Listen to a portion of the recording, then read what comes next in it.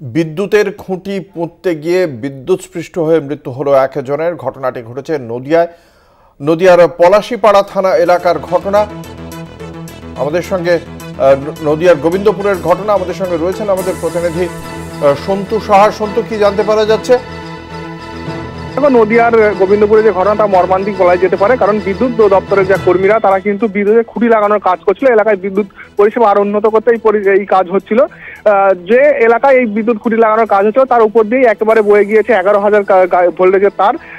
তারা লক্ষ্য করেনি, অসাবধানতাবশত যখন তারা বিদ্যুতের খুঁটিটা তোলে, ঠিক সেই সময় কিন্তু অসাবধানতাবশত সেই 11,000 তারের সঙ্গে লেগে যায় বিদ্যুতের খুঁটি।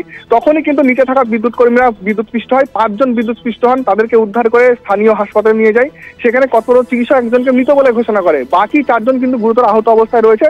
তাদেরকে কৃষ্ণনগর শক্তিনগর জেলা হাসপাতালে স্থানান্তর করে চিকিৎসার জন্য। হঠাৎ করে যারা কাজ করছিলেন সন্তু, যারা কাজ করছিলেন তারা তো বিদ্যুৎ দপ্তরেরই কর্মী, তারা তো বিদ্যুৎটাকে বন্ধ করেই তারা খুঁটি পোঁতার কাজটা করবেন। তাহলে সেই খুঁটিতে বিদ্যুৎটা কিভাবে হঠাৎ করে চলে এলো, সেই বিষয়ে কি জানা যাচ্ছে?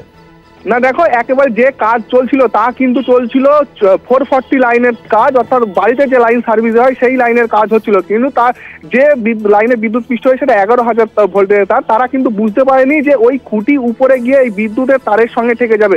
যেহেতু ওই লাইনে কোনো রকম কাজ হচ্ছিল না, সেই কারণে কিন্তু তারা বিদ্যুৎ বিচ্ছিন্ন করেনি। বিদ্যুৎ বিচ্ছিন্ন না করেই এই কাজ করছিল, সেখানে অসাবধানতাবশত এই দুর্ঘটনা ঘটে যায়। একেবারেই ধন্যবাদ। আমাদের সঙ্গে ছিলেন আমাদের প্রতিনিধি সন্তু সাহা।